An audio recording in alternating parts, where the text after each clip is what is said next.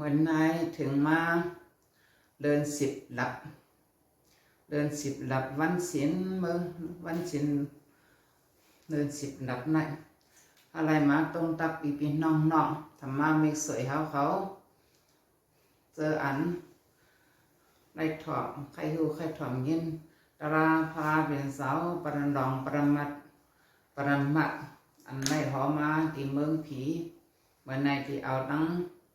ประธานอ่อนตอดก้อนหนึ่งที่มันรัดนี้มือปัดปนมาเดินม้วนนั้นไ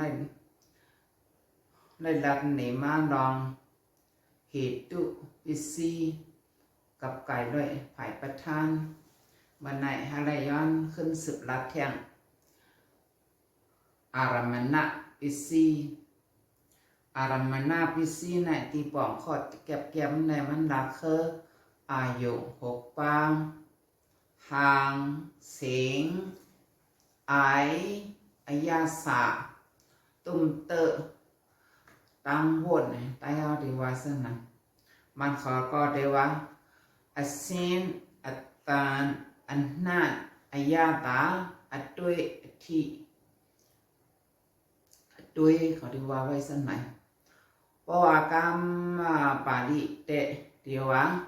รูปายโยตัตตายโยการดายโยรัตตายโยพุทธปายโยธรรมายโย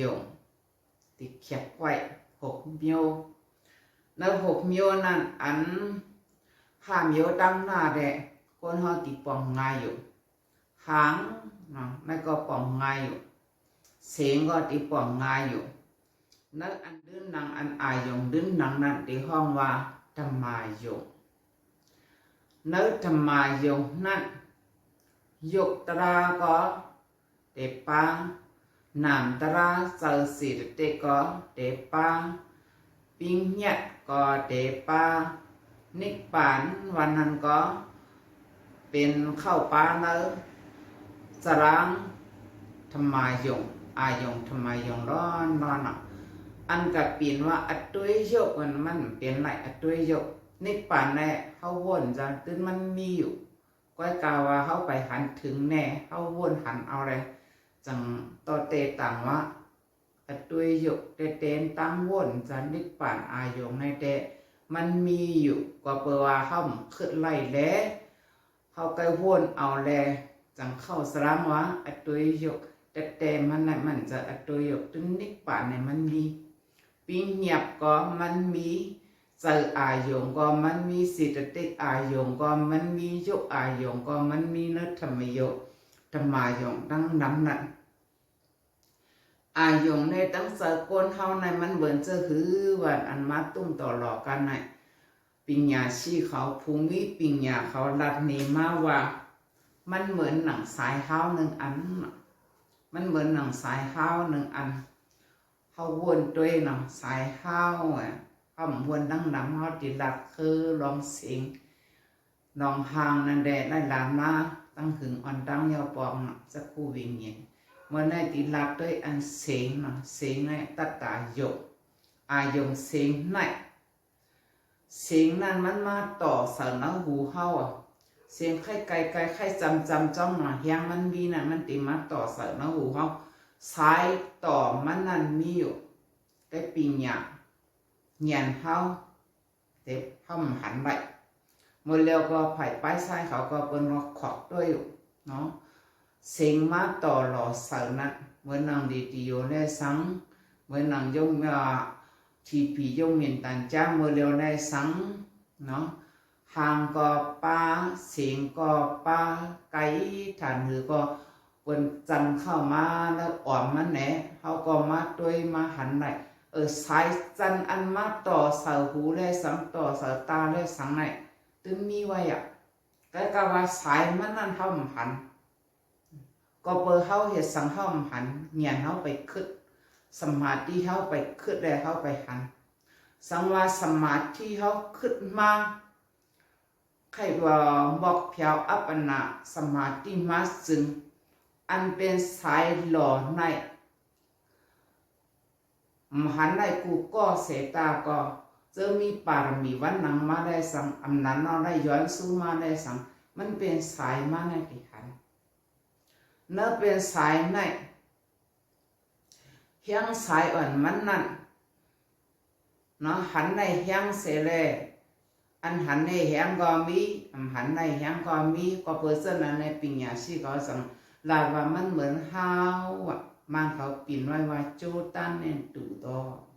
มันเหมือนฮาวในใครอยากก็ติมีใครอ่อนก็ติมีใครเล็กๆเหมือนของเส้นขนโหนเล็กสีเส้นขนโหนกับสายมันน่ะเหมือนนาง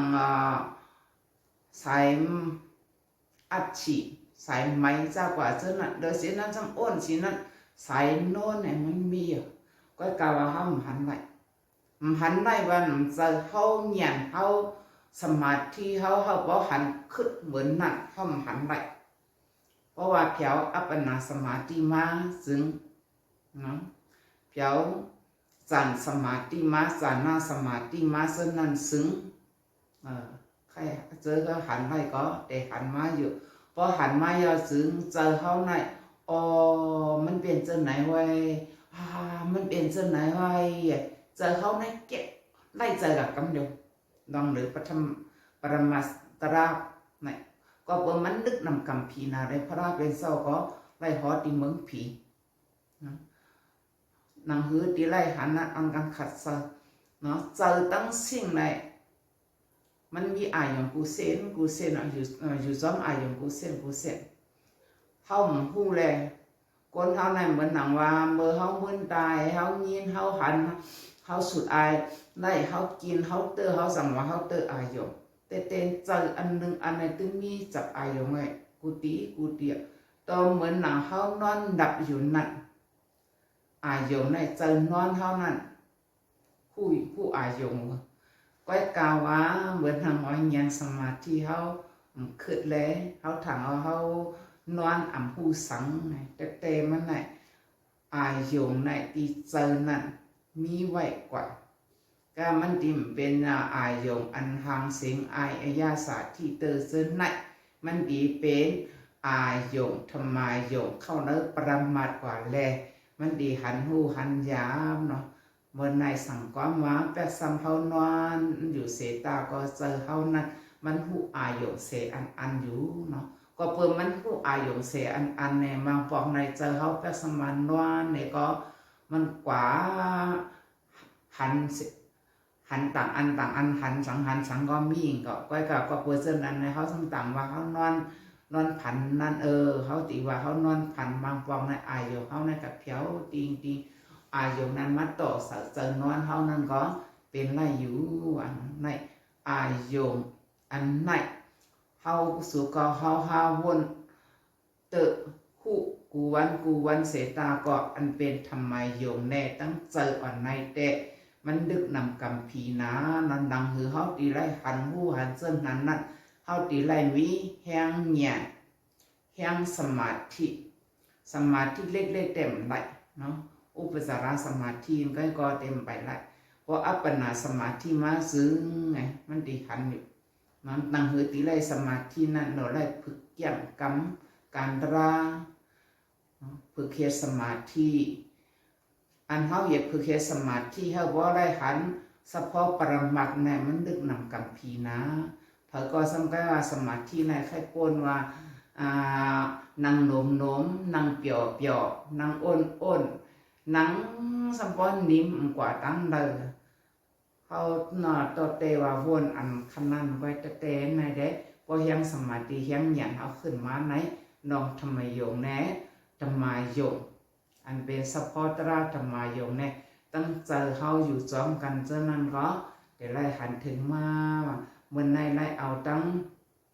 สปออภิธรรมะอารมณะปิสีเสได้มาดัดเนปีน้องธรรมะมิเสไว้เดียวเขากู้โสตั้งมีเท่าไหร่สุกหาหันทุกวันเจ็ดโตทั้งสิ้นเจมผีเจมสามฮะเลยสาธุอนุโมทนาโฮมส้มซ้อมนำตรากว่าไล่กูก็กูก้นกูคนนั่งเจมผีเจมก้นตั้งสิ้นเสกกันโดยดา